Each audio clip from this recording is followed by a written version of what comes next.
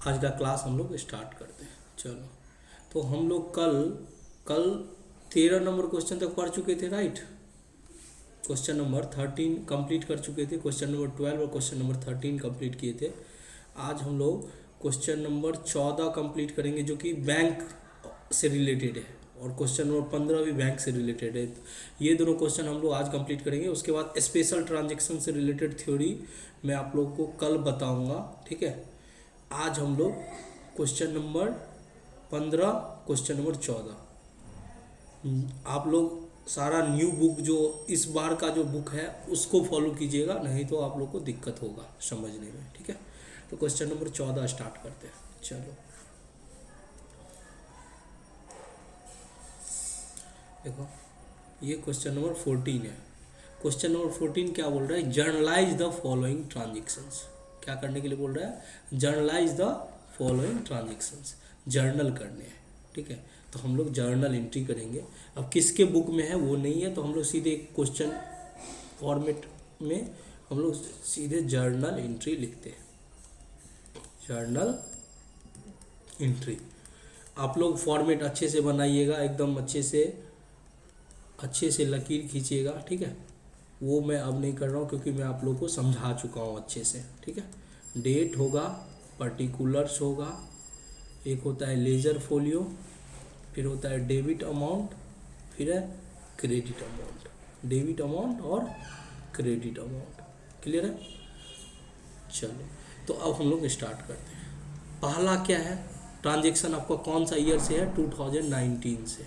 कौन से ईयर से लेन देन हो रहा है? 2019 से। अब देखते हैं, 1 दिसंबर को बोल रहा है Hema started business with cash. तो देखो, इसका मतलब है कि ये जर्नल एंट्री किसके बुक में हो रहा है? हेमा के बुक में। तो आप ये लिख सकते हो कि इन the books of Hema, in the books of Hema.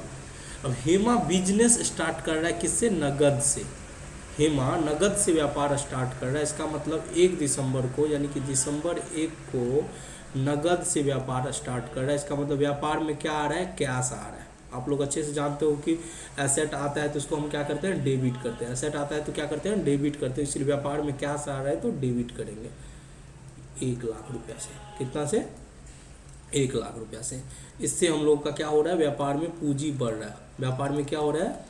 पूंजी बढ़ रहा है, यानी कि कैपिटल अकाउंट को क्रेडिट करेंगे। जब आपका पूंजी बढ़ता है तो कैपिटल अकाउंट को क्या करते हैं? क्रेडिट करते हैं सेम अमाउंट से। नरेशन क्या होगा? Being started business with cash. Being started business with cash. Started business with cash, clear है। चलो, और इसको नोट कर लो।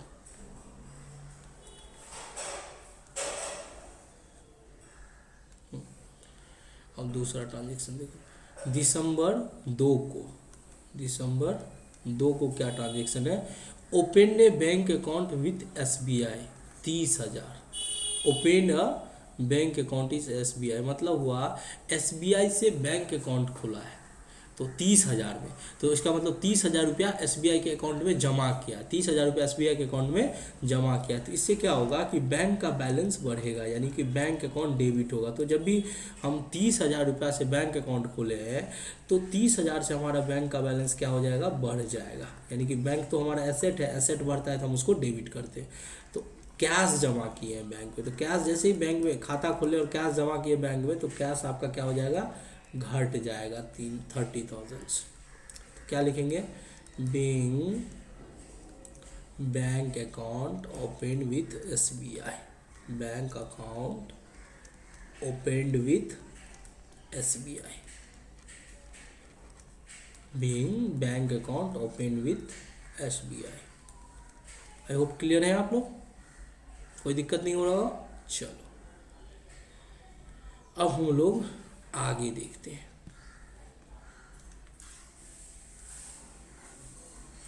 ठीक है, आगे अगला जर्नल क्या है? देखो, अगला जर्नल है आपका 4 तारीख को है, purchase goods from Ashu. Purchase goods from Ashu 20,000। दिसंबर 4 को है परचेज गुड्स फ्रॉम आशू, यानी कि आंसू से गुड्स खरीद रहे हैं। तो जब हम किसी से गुड्स खरीदते हैं तो हमारा गुड्स खरीदना एक एक्सपेंसेस माना जाता है। उसके लिए हम लोग परचेज अकाउंट यूज करते हैं। कौन सा अकाउंट यूज करते हैं? Purchase account. तो परचेज अकाउंट जो कि आपका एक्सपेंसेस अकाउंट होता है उसको हम डेबिट करेंगे, क्योंकि हम गुड्स खरीदे हैं 20,000 से। हम बोले आंसू से खरीदे हैं, नाम लिखा हुआ है, यानी कि नाम अगर लिखा हुआ है तो उधार माना जाएगा, जब तक कि ये ना बोले कि नगद खरीदा गया। तो अगर उधार खरीदा गया आंसू से, तो आंसू हमारे लिए क्या हो गया? लेनदार हो गया, क्योंकि उसको हम भविष्य में उसको पेमेंट करना होगा। भविष्य में जब कैश का आउटफ्लो होता है उसको लायबिलिटीज़ बोला जाता है, और लायबिलिटीज़ बढ़ता है तो उसको क्रेडिट करते हैं। इसीलिए हम लोग आंसू को क्या करेंगे? क्रेडिट करेंगे। आंसू को क्या करेंगे? क्रेडिट करेंगे। नरेशन क्या होगा? Being goods purchased from Ashu. Being goods purchased from Ashu, यानी आशु से हम लोग गुड्स खरीद रहे हैं। आप लोग समझ रहे हो ना कि परचेज हम क्यों डेबिट किए? क्योंकि गुड्स जो खरीद रहे हैं वो हमारा एक्सपेंसेज होगा। गुड्स जो खरीद रहे हैं वो हमारा क्या कहलाएगा? वो हमारा एक्सपेंसेस कहलाएगा। तो एक्सपेंसेस को तो डेबिट करेंगे। अगर यहीं पे लिखा रहता है गुड्स खरीद रहे हैं, नगद खरीद रहे हैं, ठीक है, तो नगद खरीद रहे हैं तो कैश जाता, कैश को क्रेडिट करेंगे। लेकिन नाम है तो अगर नाम यूज किया हुआ है, नाम अगर यूज किया हुआ है तो उस नाम को लाइबिलिटीज़ माना जाएगा। क्यों? क्योंकि हम गुड्स खरीद रहे हैं तो उसका भविष्य में पेमेंट करना होगा, और भविष्य में जिसको पेमेंट करना होता है उसको लाइबिलिटीज़ कहा जाता है, और लाइबिलिटीज़ बढ़ता है तो क्रेडिट करते हैं। देखो हम जर्नल के क्लास में बहुत समय लेंगे, ठीक है, क्यों? क्योंकि एक बार हम लोग का जर्नल कॉन्सेप्ट क्लियर हो जाएगा तो हम लोग को आगे किसी भी चैप्टर में कोई दिक्कत नहीं होगी। उसके बाद फटाफट फटाफट हम लोग का चैप्टर क्लोज होते जाएगा, ठीक है। इसीलिए जर्नल का एक भी क्वेश्चन मिस नहीं करना है, हर क्वेश्चन को समझो। अगर कोई दिक्कत होता है किसी क्वेश्चन को तो वो मुझे मैसेज करके बता देना कि हाँ ये क्वेश्चन में हमको अभी भी दिक्कत है, ये जर्नल अभी भी हमको समझ में नहीं रहा है, हम फिर से नेक्स्ट क्लास में उसको समझाएंगे, ठीक है। चलो अभी हम लोग आगे बढ़ते हैं। तो 4 तारीख का हो गया। और एक रिक्वेस्ट है, बुक पुराना वाला मत रखना, बुक नया खरीद लेना। ऐसा मैं इसलिए बोल रहा हूँ क्योंकि कोई क्वेश्चन होगा कि उसमें इधर होगा, कोई क्वेश्चन नहीं होगा, तो तुम्हारा पढ़ाई चौपट हो जाएगा। इसीलिए कोई बुक के साथ कोई समझौता नहीं, पढ़ाई के साथ एक थोड़ा सा भी समझौता नहीं करना है, एकदम अच्छे से पढ़ाई करना है, ठीक है। चलो अब हम लोग 6 जो ट्रांजेक्शन है उसको देखते हैं। 6 को दिसंबर 4 तक कर लिए, दिसंबर 6 को क्या है? Sold goods to Rahul for cash. Rahul को गुड्स हम बेचे हैं, माल बेचे हैं राहुल को नगद में। तो देखो जब ही नगद है तो हम नाम को यूज नहीं करेंगे। नगद में बेचे हैं तो क्या है? हमारा सेल हुआ, हमारा इनकम है, इनकम को क्रेडिट करेंगे। और कैश में बेचे हैं तो कैश आया, कैश को डेबिट करेंगे। क्लियर है? नाम से हमको कोई मतलब नहीं है। अगर कोई भी लेन देन नगद में होता है तो नाम से हमको कोई मतलब नहीं है। तो इस केस में हम यहाँ पे हम ये एंट्री कर लेते हैं। दिसंबर 6 को नगद में बेचे हैं तो कैश आया होगा। जब भी नगद में गुड्स बेचेंगे तो कैश आएगा। कितना से कैश आएगा? 15,000 से कैश आएगा। कितना से? 15,000 टू सेल्स अकाउंट। कितना? 15,000। क्लियर है? चलो यहाँ तक अच्छे से नोट करते चलो, ठीक है। उसके बाद हम लोग दिसंबर ये तो क्लियर है कि नगद, अगर हम राहुल को गुड्स बेचते हैं नगद में तो बेचना हमारे लिए इनकम होता है, उसको सेल्स बोला जाता है, और सेल्स को हम क्रेडिट करते हैं। सेल्स का मतलब होता है बिक्रय, बेचना, वो हमारा इनकम अकाउंट है, इसीलिए उसको हम क्रेडिट करते हैं। और जब हम नगद में बेचे हैं तो इससे कैश व्यापार में आ रहा है। इससे क्या आ रहा है? व्यापार में कैश आ रहा है, इसीलिए हम कैश को क्या करते हैं? डेबिट करते हैं, ठीक है। अच्छा आगे देखो, bought goods from Tara for cash. इसमें भी वही बात, दिसंबर, ये नरेशन क्या लिखोगे? Being goods sold on cash. Being goods sold on cash.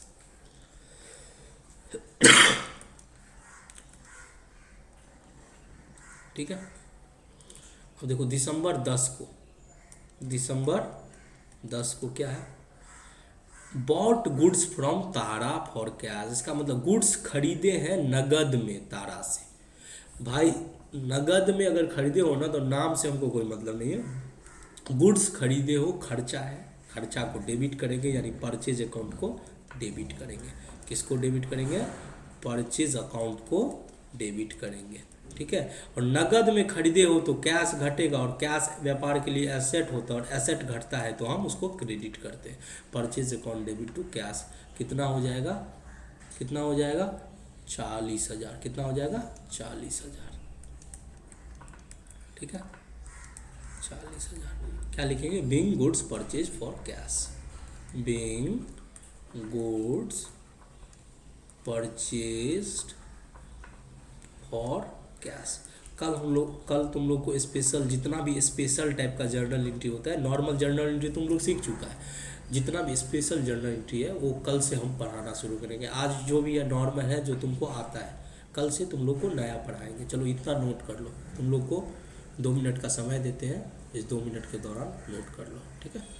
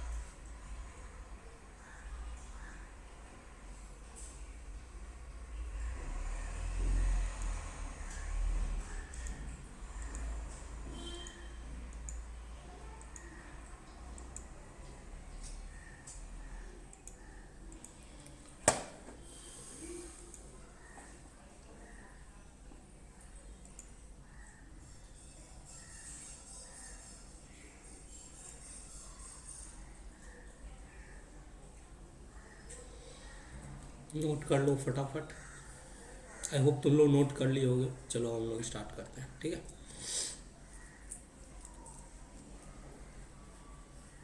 बता देना, हम जितना समय दिए, अगर उसमें नोट करने में दिक्कत होता है तो हम थोड़ा एक्स्ट्रा समय दे दिया करेंगे, ठीक है। अगर लेट होता है, और अगर किसी को कंप्लीट हो गया, किसी का थोड़ा छूट भी गया है, तो वो दोस्त से बगल में लास्ट में लिख ले, ठीक है। उतना जगह छोड़ के बाद में नोट कर लेना, ठीक है। हम उतना समय ज़्यादा दे नहीं पाएंगे।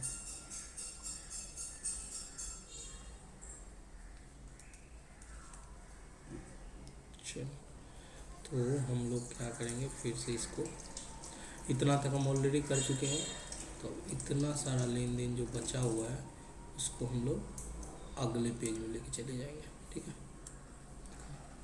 इसको हम यहाँ पे लेके चले गए। चलो अब हम लोग देखो क्या, सोल्ड गुड्स टू सुमन 20,000। अब देखो यहाँ पे देखो, अब जो भी जर्नल्स है थोड़ा सा मज़ेदार है, उसको समझो। एक बार समझ लोगे तुमको क्लैरिटी मिल जाएगा, तुमको लाइफ में कभी भी अकाउंटिंग में दिक्कत नहीं हुआ, क्योंकि जर्नल को समझ लिए तो समझो अकाउंटिंग तुम समझ गए। अब देखो दिसंबर 13 को क्या है, दिसंबर 13 को सोल्ड गुड्स टू सुमन। हम सुमन को गुड्स बेच रहे हैं। किसको बेच रहे हैं? सुमन को। 20,000 का गुड्स बेचे। कितना का बेचे? 20,000 का। तो नाम लिखा हुआ है कि हम गुड्स बेच रहे हैं सुमन को। अब यहाँ पे कहीं भी नगद तो नहीं लिखा हुआ है। अगर नगद नहीं लिखा हुआ है, नाम लिखा हुआ है, तो ये कौन सा हुआ? उधार हुआ, ये क्रेडिट वाला हो गया। तो बेचे हैं सुमन को गुड्स, तो इससे भविष्य में हमको पैसा इससे मिलना होगा, क्योंकि आज हम सुमन को बेचे हैं तो भविष्य में हमको ये चुकाएगा, तो ये हमारे लिए एसेट कहलाता है। ये इसको हम डेटर बोलते हैं। इसको क्या बोलते हैं? डेटर बोलते हैं, ठीक है। तो हम यहाँ पे सुमन को क्या करेंगे? डेबिट करेंगे। सुमन को याद रखना, अगर कोई व्यक्ति का नाम है या किसी व्यक्ति विशेष का नाम है, तो या तो सीधे नाम लिख के डेबिट कर दो, या फिर अगर अकाउंट लगाना है तो एपोस्ट्रोफ यस कर लगा के अकाउंट लगा दो। सुमन से अकाउंट डेबिट गुड्स बेचे हैं, तो बेचना तो इनकम होता है, तो इनकम को हम क्रेडिट करेंगे, सेल्स अकाउंट को क्रेडिट करेंगे। क्योंकि ये उधार बेचे हैं तो सुमन से हमको पैसा लेना है भविष्य में, वो हमारा एसेट का लाएगा, तो सुमन से account debit to sales account कितना हो जाएगा 20,000। कितना हो जाएगा 20,000। ठीक है। Being goods sold to Suman, being goods sold to Suman. Clear है। आगे देखो,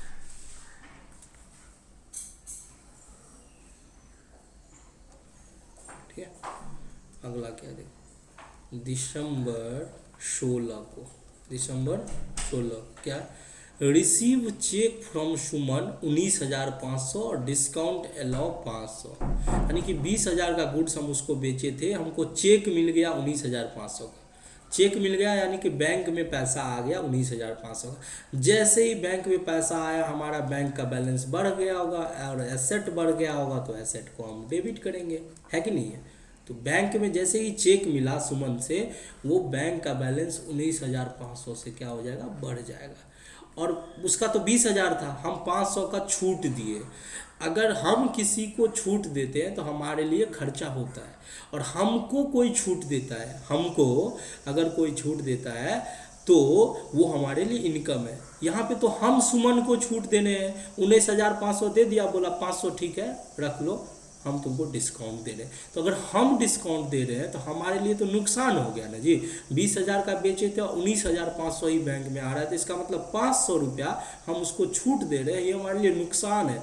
और अगर कोई नुकसान और खर्चा अगर होता है तो हम क्या करते हैं, कोई भी खर्चा या नुकसान होता है तो हम उसको डेबिट करते हैं। तो हम यहाँ पे डिस्काउंट अलाउ जो किए हैं, इसको डिस्काउंट अलाउ बोलेंगे। डिस्काउंट जब हम रिसीव करते हैं तो वो हमारा इनकम होता है, हम जब किसी को डिस्काउंट अलाउड करते हैं वो हमारे लिए खर्चा होता है, वो हमारे लिए क्या होता है, खर्चा होता है। तो डिस्काउंट अलाउड को हम डेबिट किए हैं, वो हमारे लिए खर्चा है 500 का। टू सुमन अकाउंट, सुमन का कितना अकाउंट था, वो 20,000 का था। कितने का था, 20,000। अब देखो 20,000 का सुमन को क्यों क्रेडिट किए, हर चीज में देखो डेबिट क्रेडिट, बस डेबिट क्रेडिट करना मत सीखो, क्यों कर रहे हैं वो चीज समझो। सुमन का अकाउंट क्यों कर रहे हैं, क्योंकि सुमन हमारा डेटर था, हमारा एसेट था, क्योंकि उससे पैसा पाना था, पैसा अब मिल चुका है, तो उसका अकाउंट क्रेडिट इसलिए क्यों, क्योंकि हमारा एसेट कम हो गया। जो सुमन से पैसा मिलना था वो तो मिल चुका है, तो अब सुमन का अकाउंट हम जीरो कर देंगे, इसीलिए 20,000 जो क्रेडिट डेबिट था उसको हम क्रेडिट कर दिए। ठीक है। तो नरेशन क्या लिखोगे, लिखोगे being amount receive from Sumant, या फिर ये लिख दो being check receive from Sumant and discount allowed. Being check receive from Sumant and discount allowed, receive from Sumant and discount allowed. ठीक है। चलो ये क्लियर हो गया। आगे देखते हैं अगला ट्रांजेक्शन क्या है, दिसंबर 20 का। क्या ट्रांजेक्शन है, दिसंबर 20 का। Cheque given to Ashu on account 10,000। Ashu को चेक दिए हैं 10,000 का। किसको दिए हैं चेक, आशु को 10,000 का। तो आशु को जो चेक दिए हैं उसको हम क्या करेंगे, डेबिट करेंगे। आशु को इसलिए डेबिट करेंगे कि हम अगर किसी को कुछ देते हैं, इसका मतलब हुआ कि हमको उससे कुछ मिलना था, इसीलिए हम उसको कुछ दिए हैं, यानी कि दिसंबर 20 को। तो यहाँ पे हम आशु को क्या करेंगे, डेबिट करेंगे। आशु को क्या करेंगे, डेबिट करेंगे, यानी आशु एपिस्ट्रोफियस अकाउंट लगा दो। कितना, 10,000। और वैसे भी सोचो आशु को मिला है चेक, हम उसको दिए हैं, तो जिसको अगर कुछ मिलता है उसको हम क्या करते हैं, डेबिट करते हैं। वो हम लोग ट्रेडिशनल अप्रोच, वैसे हम ट्रेडिशनल अप्रोच पे ज़्यादा मैं फोकस नहीं करता हूँ, लेकिन हाँ ये इसमें ज़्यादा अप्रोप्रिएट ट्रेडिशनल अप्रोच है। तो ये समझो कि अगर जिसको मिलता है, पाने वाले को डेबिट करते हैं और देने वाले को क्रेडिट करते हैं। तो यहाँ पे आशु पाने वाला है, चेक उसको दिया जा रहा है। ठीक है। तो चेक अगर उसको दिया जा रहा है तो वो 10,000 रुपया हम उसको डेबिट करेंगे। और चेक दिया जा रहा है, इससे हमारा बैंक का बैलेंस क्या होगा, घटेगा। बैंक का बैलेंस क्या होगा, घटेगा। तो 2 बैंक अकाउंट 10,000। तो क्या लेंगे, bank cheque given to Ashu, bank cheque given to Ashu. Clear है? चलो अब दिसंबर 22 की बात करते हैं। किसकी बात करते हैं, ये समझ में आ गया। चेक गिवन टू आशु, आशु को इसलिए डेबिट क्योंकि आशु पाने वाला है, पाने वाले को डेबिट करते हैं। और चेक दिए तो हमारे पास से बैंक का बैलेंस घट जाएगा। क्या हो जाएगा, बैंक का बैलेंस घट जाएगा। अब आगे देखो, दिसंबर 22 को है रेंट पेड बाय चेक, किराया दिए हैं चेक के थ्रू। तो जैसे ही किराया दिए 22 तारीख को, वो हमारे लिए खर्चा है। किराया क्या है, किराया देना एक खर्चा है, और खर्चा को हम डेबिट करते हैं। तो रेंट अकाउंट को क्या करेंगे, हम लोग डेबिट करेंगे, क्योंकि किराया एक खर्चा है। कितना का खर्चा है, वो 2,000 का है। कितना का है, 2,000 का। और किससे दे रहे, चेक से दे रहे। किराया अगर चेक से दे रहे तो आपका बैंक का बैलेंस क्या होगा, घटेगा। अगर किसी को चेक काट के दोगे तो वो पैसा जमा उसके अकाउंट में चला जाएगा, तो उससे आपका बैंक बैलेंस क्या हो जाएगा, घट जाएगा। तो इसीलिए rent account debit to bank account, rent account debit to bank account. Narration क्या लिखोगे, being rent paid by cheque, being rent paid by cheque. Clear है? चलो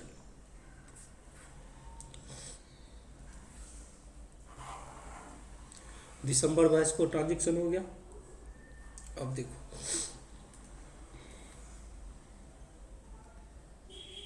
यहाँ तक हो चुका, आगे देख लो। अगला ट्रांजेक्शन क्या, देखो दिसंबर 23 को अगला ट्रांजेक्शन है। इसको थोड़ा सा इधर कर लेते हैं।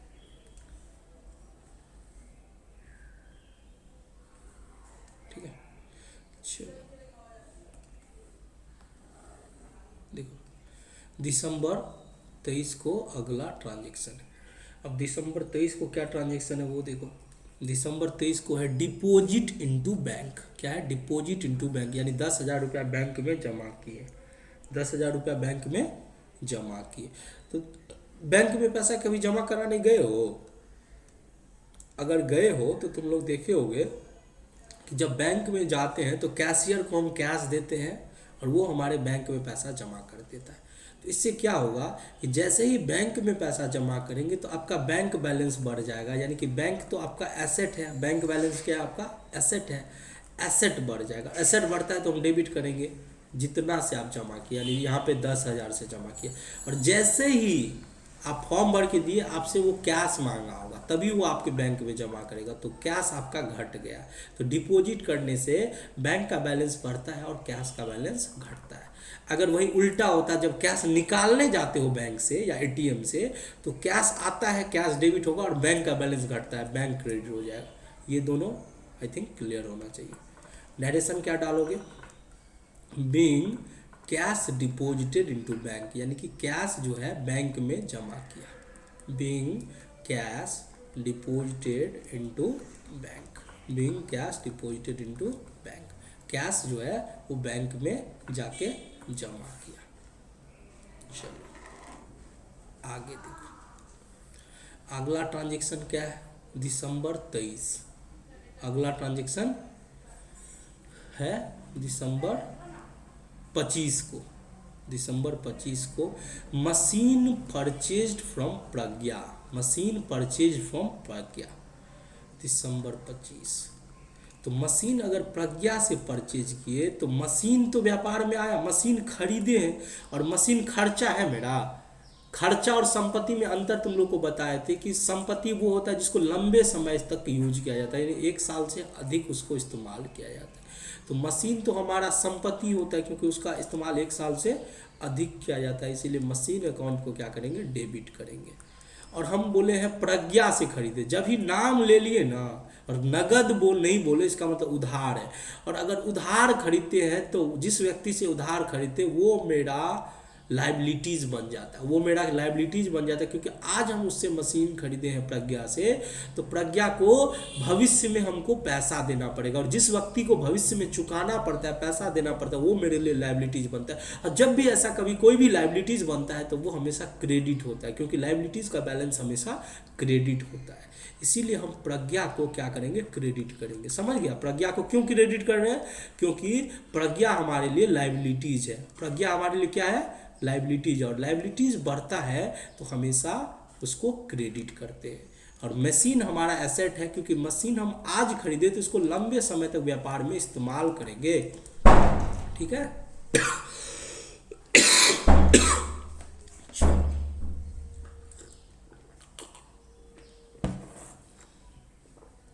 नरेशन क्या लिखोगे? बीइंग मशीन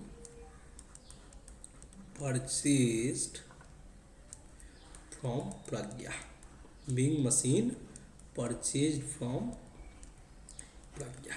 मशीन खरीदे हैं प्रज्ञा से। चलो नोट करो।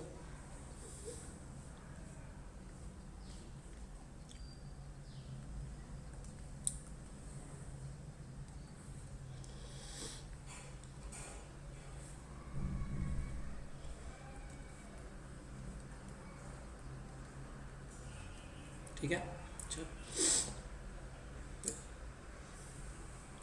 अब अगला ट्रांजेक्शन क्या है? यहाँ तक हम लोग कर चुके हैं। यहाँ तक मशीन खरीदने का एंट्री हो गया। अब दिसंबर 26 को एंट्री करेंगे। कब का एंट्री करना है? दिसंबर 26 को एंट्री करना है। ये दिसंबर 26 को है ट्रेड एक्सपेंसेस।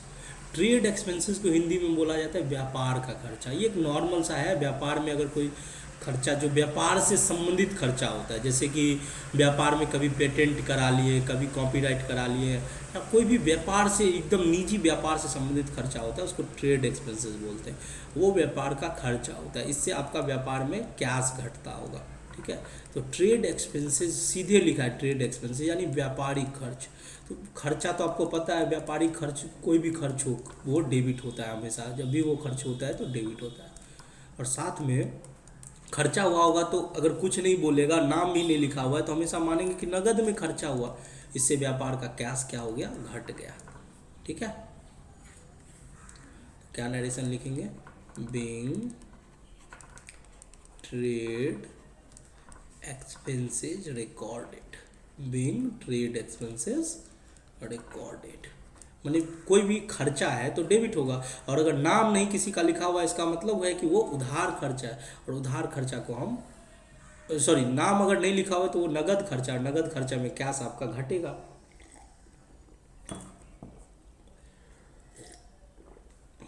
अब देखो अगला ट्रांजेक्शन देखो, दिसंबर 28 का है। कब का है? दिसंबर 28 का। ठीक है? चलो तो दिसंबर 28 में क्या है? Cheque issued to Pragya. Cheque issued to Pragya. अब देखो प्रज्ञा से हम मशीन खरीदे थे, यहाँ पे मशीन परचेज किए थे, तो हम उससे उधारी खरीद लिए थे, तो इसीलिए उसका लाइबिलिटीज था, तो लाइबिलिटीज हम उसको क्रेडिट किए। अब आज उसको हम चेक दे रहे हैं, चेक इशू कर रहे हैं कि भाई तुमसे हम 10,000 का मशीन किए खरीदे, आज हम तुमको वापस दे रहे हैं। तो वैसे भी हमको पता है कि जिसको हम पेमेंट करते हैं तो पाने वाले को हमेशा डेबिट करते हैं। और इस तरह से भी समझ सकते हो कि वो मेरे लिए लाइबिलिटीज थी, आज हम उसको पैसा दे रहे हैं, यानी कि उसको चेक दे रहे हैं, तो हमारा लाइबिलिटीज घट रहा है। लाइबिलिटीज घटता है तो हम डेबिट करते हैं। ये समझो प्रज्ञा को चेक दे रहे हैं तो उसको हम डेबिट करेंगे, यानी प्रज्ञा अकाउंट जो होगा वो क्या हो जाएगा? डेबिट हो जाएगा। कितना से? 10,000 से। प्रज्ञा अकाउंट डेबिट हो जाएगा 10,000 से। चेक दे रहे हैं तो उससे हमारा बैंक का बैलेंस घटेगा टू बैंक अकाउंट। ठीक है? 10,000 से। नरेशन में वही नई चीज़ लिखेंगे, बीइंग चेक इशूड टू प्रज्ञा। ये समझ रहे हो? बीइंग चेक इशूड टू प्रज्ञा। चलो तो ये क्वेश्चन शायद एक और 2 क्वेश्चन इसमें था पेंडिंग, हम इसको ये 2 था, इसको कंट्रोल ये कर लो।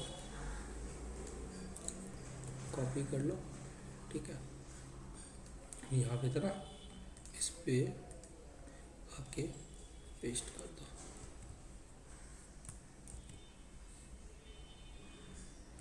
नहीं हो रहा है, ठीक है।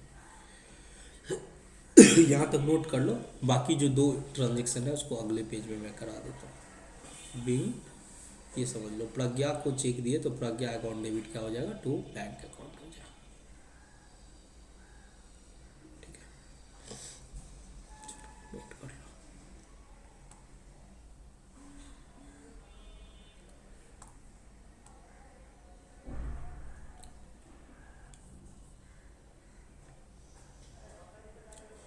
चलो आगे ये जो 2 ट्रांजेक्शन है वो कर लेते हैं हम लोग।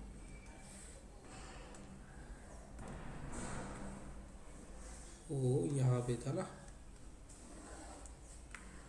ये 2 ट्रांजेक्शन था, दिसंबर, ये, ठीक है, इसको देखो, ये कर लो। अब ये जो ट्रांजेक्शन है तुम्हारा, इसको हम लोग कंप्लीट कर लेंगे, ठीक है। चलो 1 मिनट दो।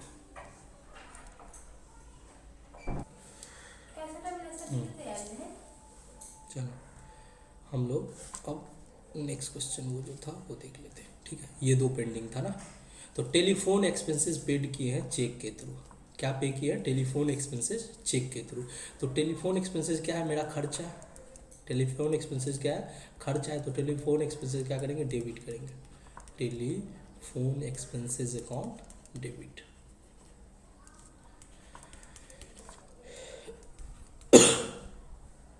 $1200, ठीक है। और चेक से पेमेंट किए, किससे पेमेंट किए, चेक से, तो इससे हमारा बैंक का बैलेंस क्या हो जाएगा, घट जाएगा टू बैंक अकाउंट 1200। नरेशन क्या होगा, being telephone expenses paid by cheque, being telephone expenses paid by check.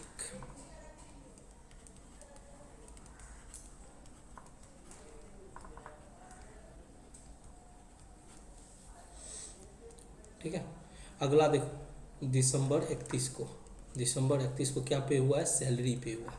क्या पे हुआ है, तो सैलरी खर्चा है, तो सैलरी अकाउंट क्या हो जाएगा, डेबिट हो जाएगा 4500 से। और सैलरी पे किए तो इससे कैश घटेगा, व्यापार में क्या घटेगा, कैश, तो salary account debit to cash account 45। Clear है। चलो तो ये क्वेश्चन बता दिए। अब देखो अगला क्वेश्चन हम बस समझा देते हैं तुम लोग को, घर से बना के लाना, और अगर नहीं बनेगा, ठीक है, तो मेरे से पूछ लेना, ठीक है। लेकिन मेरे को लगता है कि तुम लोग को बन जाएगा, ठीक है, क्योंकि हम इस तरह से समझा देते तुम लोग को। 14 नंबर हम कंप्लीट कर दिए, अब 15 नंबर देखो, ठीक है। 15 नंबर क्वेश्चन आराम से समझो, ठीक है। देखो क्या, on 1 January 2020 Pankaj Prakash commences business with cash. Cash से बिजनेस कमेंस कर रहा है, तो सबसे पहले तो 1 जनवरी 2020 का इसी का एंट्री करो, क्योंकि वो बोल रहा है कि आपको लास्ट में क्या बोला है, जर्नल पोस्ट करने के लिए, pass entry in the journal. तो किसके बुक में, in the books of Pankaj Prakash. तो हेडिंग में लिख दो in the books of Pankaj Prakash. आपको जर्नल पोस्ट करना है, कमेंस किया बिजनेस कैश से, तो इसका क्या एंट्री हुआ 1 जनवरी 2020 को, cash account debit to capital, व्यापार में कैश आ रहा है, पूंजी बढ़ रहा है। हाँ, फर्नीचर भी 5000 बोला है कि Prakash commences business with cash and furniture 5000। तो व्यापार में कैश कितना आ रहा है 35000, तो कैश को डेबिट करेंगे 35000 से। फर्नीचर कितना आ रहा है 5000, फर्नीचर हमारा संपत्ति होता है, जानते हो तुम, फर्नीचर को भी डेबिट करेंगे 5000 से। तो cash account debit, furniture account debit to capital account. Capital account कितना हो जाएगा 40000, कैपिटल अकाउंट डेबिट क्या हो जाएगा 40000। तो कैश अकाउंट डेबिट, एक तो कैश अकाउंट डेबिट होगा, दूसरा फर्नीचर अकाउंट डेबिट होगा टू कैपिटल अकाउंट। तो ये तो जर्नल बन जाएगा। जनवरी 2 से शुरू करो। जनवरी 2 को क्या है, deposited into bank, deposited into bank, bank में जमा किया। तो बैंक में जमा किया तो बैंक का बैलेंस बढ़ा, कैश का बैलेंस घटा। बैंक में जमा करेंगे तो कैशियर को कैश देंगे, बैंक का बैलेंस बढ़ेगा, कैश का बैलेंस घटेगा। तो bank account debit to cash. अब क्या, purchase goods for cash and paid by cheque. तो जैसे ही चेक से पे किए तो हमारा बैंक बैलेंस घटा। परचेज करना खर्चा होता है, तो purchase account debit to bank 8000, purchase account debit to bank कितना हो जाएगा 8000, ठीक है। आगे देखो, जनवरी 10 को sold to Avinash goods for which received in payment a cheque which was deposited into bank. क्या हो रहा है, अविनाश को गुड्स बेचे। किसको गुड्स बेचे? अविनाश को, जिसका पैसा हमको चेक में मिला और उसको हम बैंक में जमा किए। अगर हम किसी को गुड्स बेचते हैं और उसका पैसा चेक में मिलता है और उसको हम बैंक में आज ही के आज जमा कर दिए, तो ये 500 रुपये का हम गुड्स बेचे हैं। कितना का गुड्स बेचे हैं? 500 का गुड्स बेचे हैं। ठीक है, तो इससे क्या होगा, कैश आएगा, मतलब बैंक का बैलेंस बढ़ेगा, क्योंकि बैंक में पैसा जमा किए तो बैंक अकाउंट डेबिट हो जाएगा टू सेल्स हो जाएगा। क्या डेबिट हो जाएगा? Bank account debit to sales. आगे देखो, जनवरी 12 को ये सब बना के लाना, नहीं बनेगा तो हमको बता देना, हम बना देंगे। ठीक है, इस सारे क्वेश्चन को ट्राई करना। एक दो क्वेश्चन हम बता देते हैं, जैसे कि sold goods to Hemant 4000 and receive payment by cheque for 3800 and allow him discount. 3800 रुपया चेक में मिला, 200 रुपया डिस्काउंट दिया और 4000 का गुड्स बेचे, तो सेल्स हमारा क्रेडिट होगा 4000 से, क्योंकि सेल्स हमारे लिए इनकम है। पैसा चेक मिला है 3800 से, तो बैंक डेबिट हो जाएगा 3800 से। बैंक कितना से डेबिट हो जाएगा? 3800 से। और डिस्काउंट डेबिट हो जाएगा 200 से। Bank account debit, discount account debit to sales account 4000। Bank account debit, discount account debit to sales account 4000। Give Dinesh a cheque for 500। Dinesh को एक चेक दिए 500 का। दिनेश को एक चेक दिए 500 का, तो पाने वाला कौन है? दिनेश। तो दिनेश को डेबिट करो टू बैंक 500। दिनेश को डेबिट करो टू बैंक 500। फिर हम मोहन से रिसीव किए हैं, receive from Mohan a bank draft for ₹500 and deposited into bank. Mohan से रिसीव किए हैं बैंक ड्राफ्ट 500 रुपया का और उसको बैंक में जमा किया। तो 500 रुपया का पैसा मोहन से आया है, बैंक का बैलेंस बढ़ा है, तो इसीलिए बैंक का बैलेंस बढ़ा है, तो बैंक अकाउंट क्या हो जाएगा? डेबिट हो जाएगा टू मोहन। बैंक अकाउंट क्या हो जाएगा? डेबिट हो जाएगा टू मोहन। अब सैलरी पे किए हैं चेक से। क्या पे किए हैं? सैलरी पे किए हैं चेक से, तो salary account debit to bank. Salary account debit to bank. अगर चेक से होता है तो बैंक घट जाएगा या बढ़ जाएगा। Sold goods to Vinod. किसको बेचे हैं गुड्स? विनोद को बेचे हैं। पेमेंट रिसीव हुआ चेक से विच वाज डिपॉजिटेड इनटू बैंक, और बैंक में उस चेक को जमा किया। तो गुड्स विनोद को बेचे, उससे कोई मतलब नहीं है। हमको पैसा मिल गया ना चेक के रूप में, पैसा बैंक में जमा हो गया ना, तो बैंक अकाउंट डेबिट हो जाएगा 1500, और सेल किए हैं तो सेल्स क्रेडिट हो जाएगा, bank account debit to sales. ठीक है, ये क्वेश्चन अच्छे से बनाना, कल हम इसको बना भी देंगे। ठीक है, फिर है receive a cheque from Ratiram which could not be deposited to bank. अगर कोई चेक मिलता है और उसको बैंक में नहीं जमा करते हैं तो वो कैश के फॉर्म में होता है। हम तो को सिखाए थे, चेक मिला और बैंक में नहीं जमा किए तो कैश अकाउंट डेबिट हो जाएगा टू रतिराम।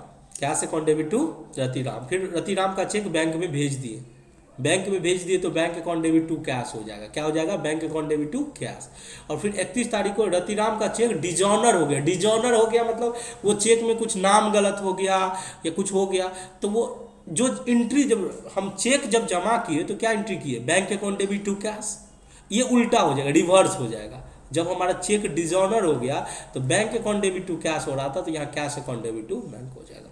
ये क्वेश्चन बना के लाना, कल हम बना देंगे। ठीक है, आज के लिए बस इतना ही, क्योंकि देखो हमको 1-2 दिन थोड़ा सा लगेगा सेटल होने में, और जैसे ही सैटरडे संडे आता है तुम लोग का, सैटरडे संडे को भी मैं क्लास रिकॉर्ड कर दूंगा, तो तब तुम लोग को पूरा 1 घंटा का क्लास ऑन रेगुलर बेसिस पे मिलेगा। अभी थोड़ा सा क्या होता है कि बीच बीच में क्लास रिकॉर्ड करता हूँ और थोड़ा सा टाइमिंग का थोड़ा इशू हो रहा है, बहुत सारा काम थोड़ा सा पड़ा हुआ है, तो वो काम वगैरह कंप्लीट कर लेते हैं, और तुम लोग को सैटरडे संडे को भी मैं क्लास रिकॉर्ड कर दूंगा और तुम लोग को एकदम रेगुलर बेसिस पे मिलेगा। ठीक है, चलो कोई दिक्कत नहीं होगा, कोई दिक्कत हो तो फ़ोन करना। ठीक है, मैं बता दूंगा कि अगर कोई भी प्रॉब्लम आता है तो उसको कैसे सॉर्ट आउट किया जाएगा। देखो लाइफ में छोटा मोटा प्रॉब्लम आते ही रहता है, उस प्रॉब्लम से घबराना नहीं है, उसको सॉल्व करना है। ठीक है, चलो आज के लिए बस इतना ही, फिर अभी इंग्लिश का क्लास कर लो। ठीक है, चलो।